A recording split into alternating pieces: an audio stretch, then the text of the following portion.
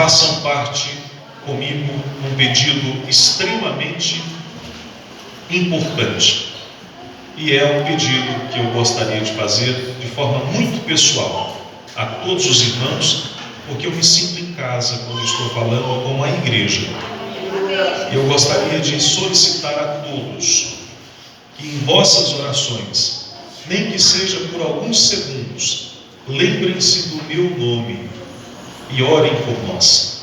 Nós estamos numa situação de um poder de decisão para uma situação futura, e que o mesmo que entrar dentro do inferno, e é um desafio para gente de coragem, destemida. E um dia eu orei ao Senhor e disse: Deus, eu só preciso das oportunidades e da capacidade.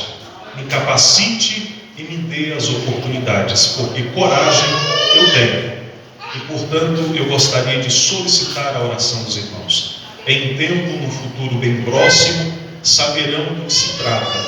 Bem, porém, quero contar a princípio com a oração de todos os irmãos, porque de fato nós precisamos ser luz em meio às trevas, e para onde pretendemos ir é para levar a luz do Evangelho também, sem me envergonhar e sem envergonhar o nome do Senhor que nos conduziu até aqui. Amém? Hebreus capítulo 11, versículo de número 6. Eu vou ler, os irmãos vão acompanhando comigo, e eu gostaria que nessa oportunidade vou tentar, na minha pequenina capacidade cognitiva, tentar transparecer aos irmãos o que Deus colocou no meu coração. Versículo 6. Ora, sem fé é impossível agradar-lhe, porque é necessário que aquele que se aproxima de Deus creia que Ele existe e que é galardoador dos que o buscam. Paremos, versículo 13.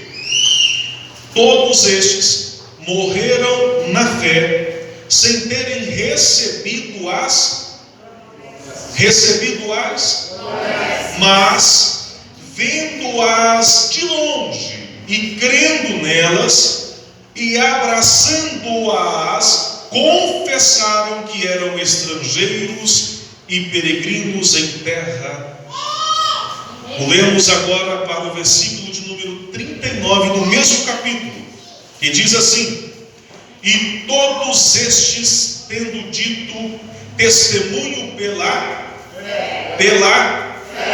não alcançaram as Amém. Voltemos agora para o Velho Testamento, lá no livro de Números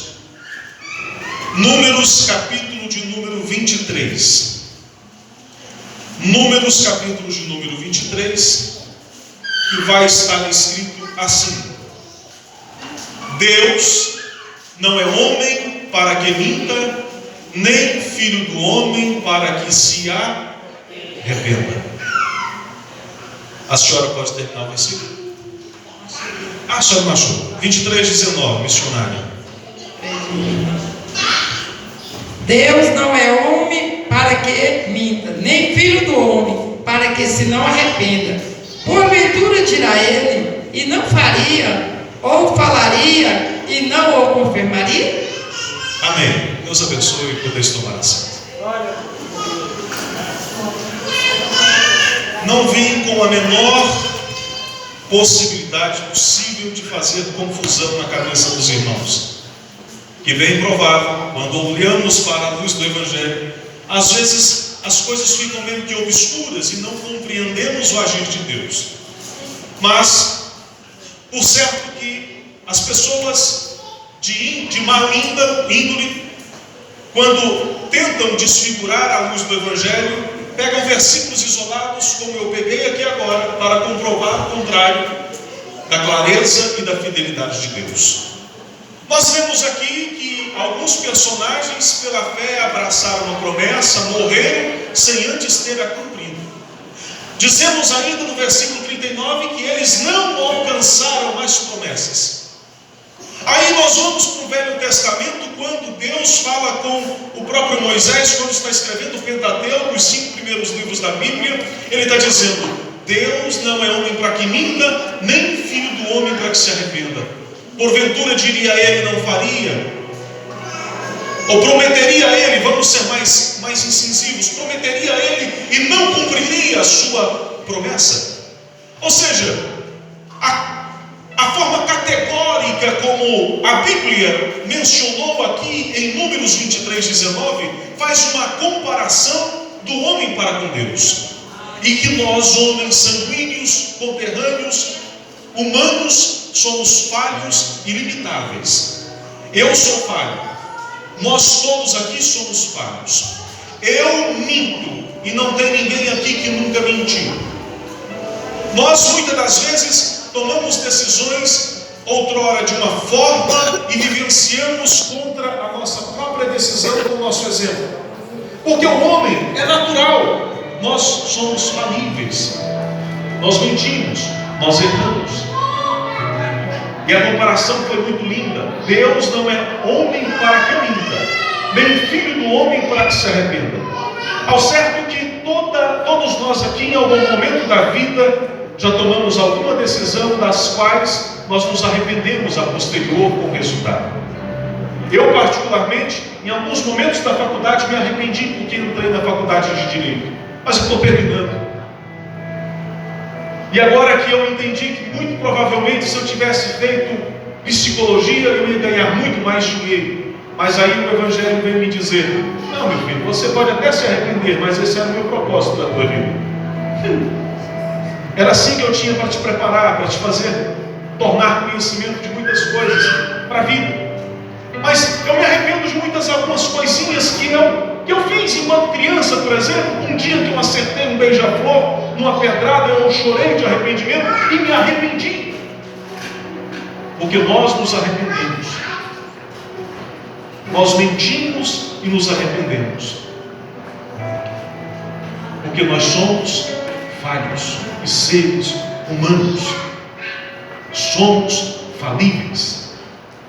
Mas aí nós vamos agora para o livro de Hebreus. Nós estamos vendo aqui o escritor aos Hebreus, que não sabemos quem foi, e não me pergunte, porque há muita gente metida a sabidão que tenta descrever que foi Paulo. Sim, pode ser Paulo, mas não há comprovação teológica, científica e nem antropológica para a gente comprovar isso. Mas o escritor aos Hebreus foi muito categórico em configurar a linha histórica da promessa de Deus para que eu e você estivéssemos aqui hoje. Como por exemplo, o Hebreus não disse, mas nós vamos perceber as promessas do Senhor sendo produzidas e sendo desenhadas desde o jardim do Éden.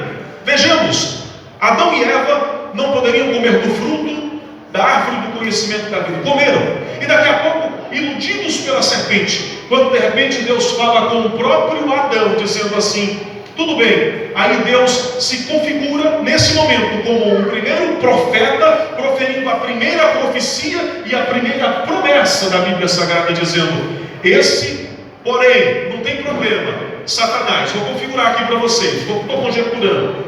Era mesmo que Deus estivesse dizendo: Satanás, você está tentando destruir o meu projeto e a minha promessa, mas quero te dizer que virá um filho, um homem, do qual você vai ferir o seu calcanhar, mas ele pisará sobre a tua cabeça. A promessa era a figura do próprio Cristo Jesus.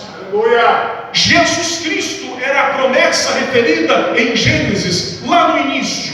Depois nós percebemos a linhagem narrada pelo escritor aos Hebreus. Ele começa falando também sobre Abraão, ele fala de Jó, ele fala de Noé. Mas eu gostaria de ficar com poucos personagens nesta ocasião, porque os irmãos vão entender a questão desta noite. Abraão, por exemplo. Abraão foi chamado para sair da tua terra para uma terra distante prometida por Deus. E de repente nós sabemos que Abraão não tinha filhos e sua esposa era estéril. E daqui a pouco Deus lhe faz uma promessa, que lhe daria um filho. E Abraão agora, chegando aos 100 anos, pergunta para Deus: cadê o filho? Cadê a promessa? Cadê o filho? Cadê a promessa? Quando de repente a sua mulher também muito preocupada tenta antecipar as coisas, mas não era assim que Deus queria, porque o projeto de Deus é infalível. Daqui a pouco, um dia Deus chama Abraão para fora da tenda e diz assim: céu? Estou conjecturando. Eu disse: Senhor, é impossível. Mas tente, não dou conta. Pois então, Abraão, assim como pois está os céus estrelado, incontável nas suas estrelas, é assim a geração que eu tenho para fazer através da tua vida. É por isso que nós podemos bater no peito e dizer: somos filhos de Abraão.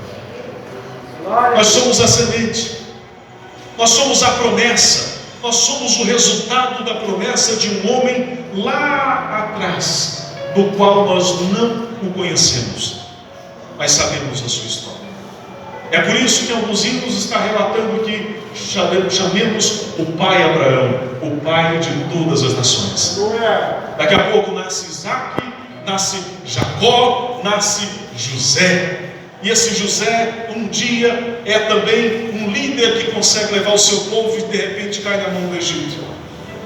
Agora, nós temos uma situação do povo escravizado, um povo que tinha uma promessa, e a promessa estava indo muito bem, obrigado. Na sua linha sucessiva, muito bem, obrigado, nada a contestar até então.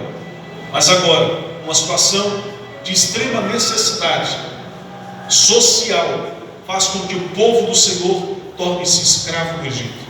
Daqui a pouco, lá sendo escravo, Deus levanta um homem chamado Moisés, agora filho de uma mulher comum, muito simples, filho das águas, porque foi colocado no Jordão e achado pela princesa filha de Faraó.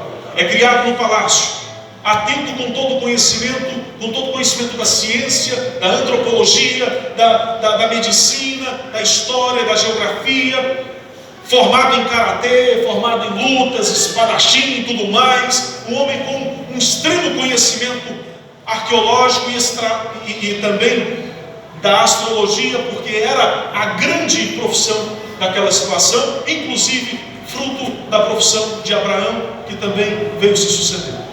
Mas agora, Moisés liberta o povo e recebe a promessa de que conduziria o povo para a terra prometida. Moisés agora sofre com o povo no deserto por 40 anos.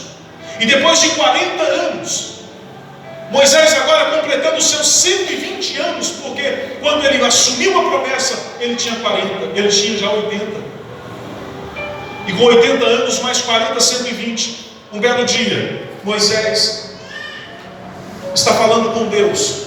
Depois de tantas dificuldades, um dia Deus olha para ele e olha só como é a situação do crente. A vida do crente, muitas das vezes, pastor Montenegro, passa por um fio. A nossa vida, a nossa fé, muitas das vezes é testada a passar por um fio da espada.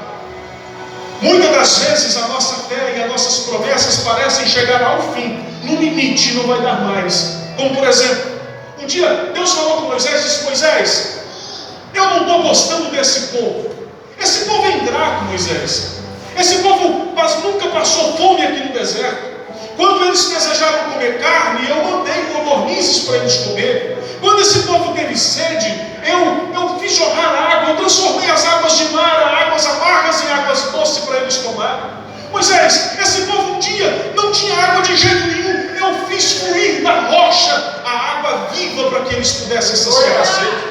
Moisés, eu fui presente no deserto num sol de mais de 40 graus. Eu fui uma nuvem durante o dia guardando, dando sombra e dando alento para esse povo. E à noite, Moisés, num frio terrível, quase 0 graus nesse deserto, eu fui uma tocha de fogo presente, aquecendo para que ninguém pudesse passar frio. E esse povo é ingrato, Moisés. Eu estou muito chateado. Eu vou matar todo mundo, Moisés, e vou, a partir de você, reconstruir, porque a minha promessa é tua. A promessa é tua e eu vou construir através de você uma nova nação. Aí Moisés, por um fio, Moisés vai para o peito e fala assim: é isso mesmo que o senhor vai fazer? Sim, é isso. Pois então o senhor aproveita e também risca o meu nome do livro da vida, porque a promessa não é só minha, a promessa também é deles. Risca o meu nome porque eu não saí para esse deserto para sofrer e chegar aqui e desistir de tudo.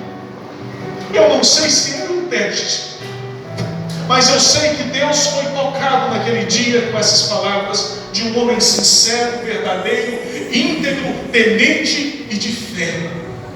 Aí Deus disse: então tudo bem, Moisés, Você não pode amar essa criatura mais do que eu, porque ela é a minha imagem e semelhança. Eu continuo de pé com a minha promessa.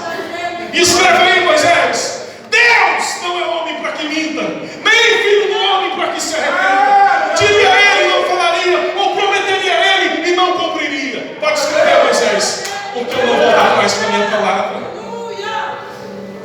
Quantas promessas você tem que ainda não se cumpriram na tua vida? Quantas promessas você já recebeu em algum momento da vida e parece que não vai cumprir, porque todas as circunstâncias são contrárias ao cumprimento daquilo que Deus um dia lhe prometeu. Aleluia! Quando eu olho para a Bíblia Sagrada e vejo situações dessa envergadura, eu me emociono, porque eu sou fruto de uma promessa. Eu sou fruto de promessas para pessoas que nem no nosso meio estão. E é por isso que nós vamos entender o texto desta noite.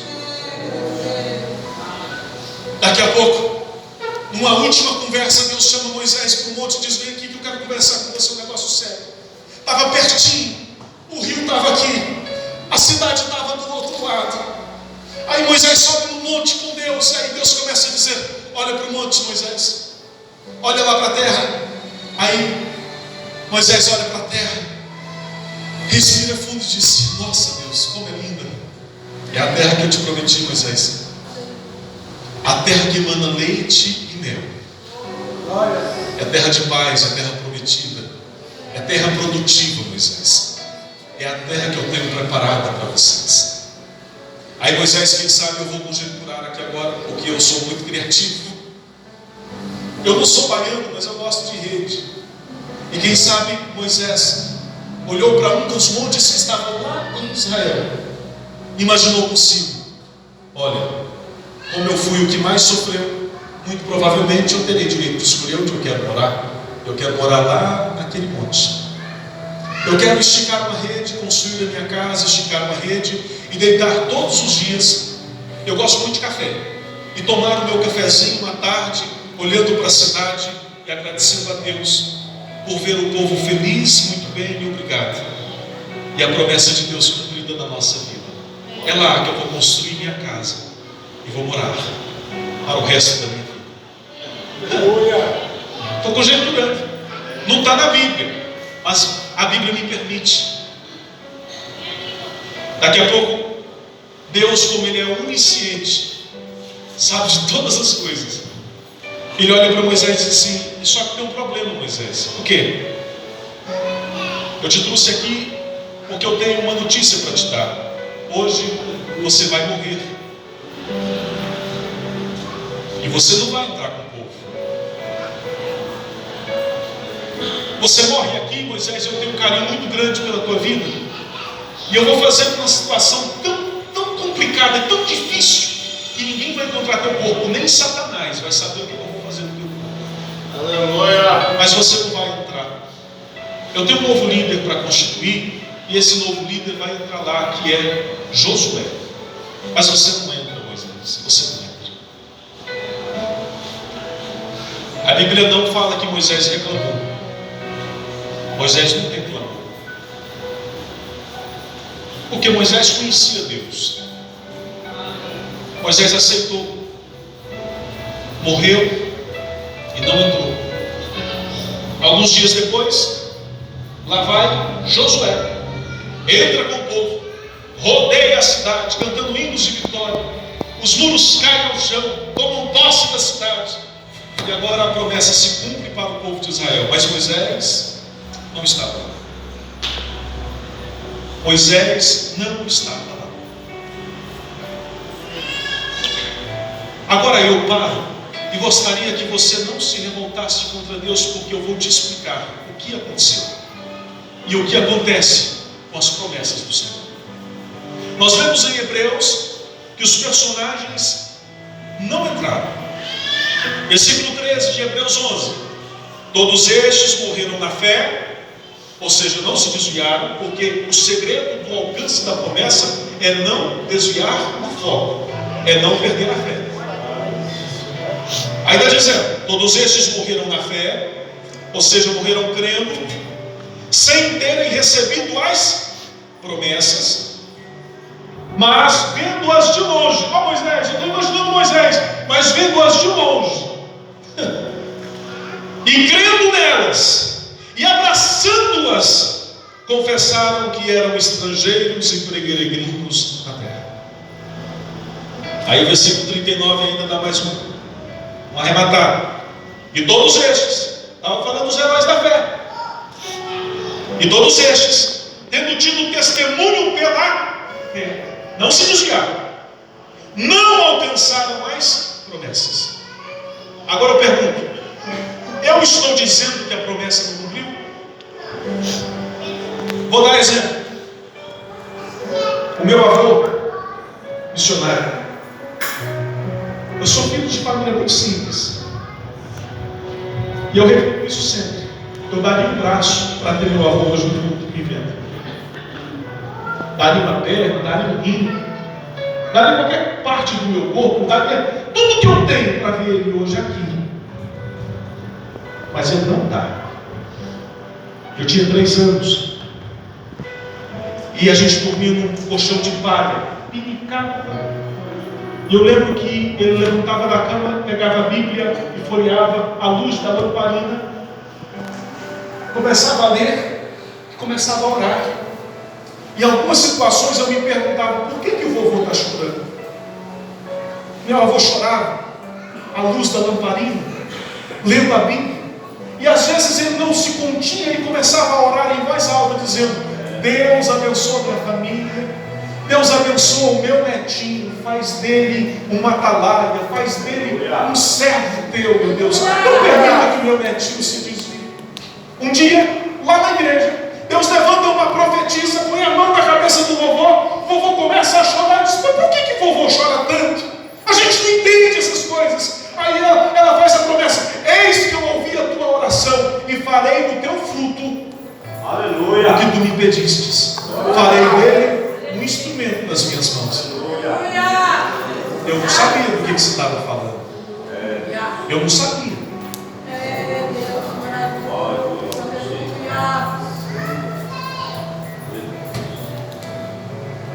Com 12 anos de idade, eu atendo o telefone na minha casa em Goiânia. Assistente social da cidade de Goianésia nos liga dizendo: é da casa da senhora Maria Antônia, filha do senhor Cedilho Puro da Rocha? Sim. Quem está falando? Isso é o filho dela. Você conhece o senhor Cedilho Puro da Rocha? Conheço. Estamos ligando para dizer que, infelizmente, na tarde de hoje, ele faleceu.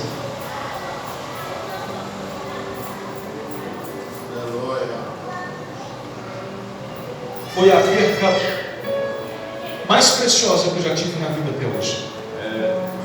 Sabe por quê? Porque ele sempre foi a única pessoa que me colocou no colo e acreditava em mim.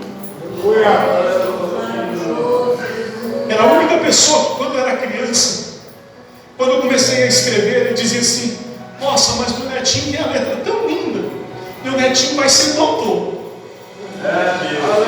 E eu não estou aqui para ver que o netinho dele hoje vai ser advogado.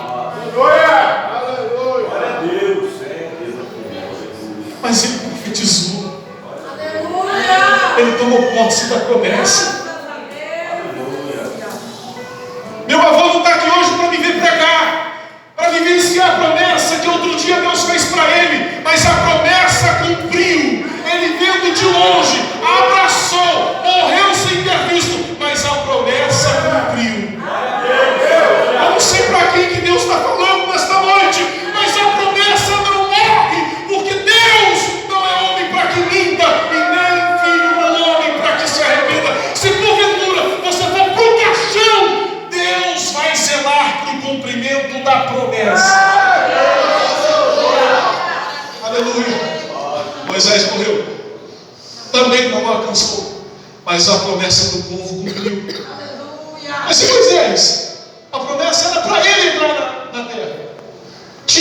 A promessa era para ele entrar na terra. Não era para o filho dele, não era só para o povo dele. A promessa do meu avô não era só para o meu avô, era para o meu avô, mas estendendo para o neto. Eu venho aqui te dizer para você não desistir das promessas de Deus. Eu vim aqui te dizer que Deus não se esqueceu de nenhuma promessa que te fez. Eu vim aqui te dizer que você não pode desistir da fé, porque é por meio dela que todas elas se cumprirão na tua vida. Vamos provar outra coisa? E a gente encerra.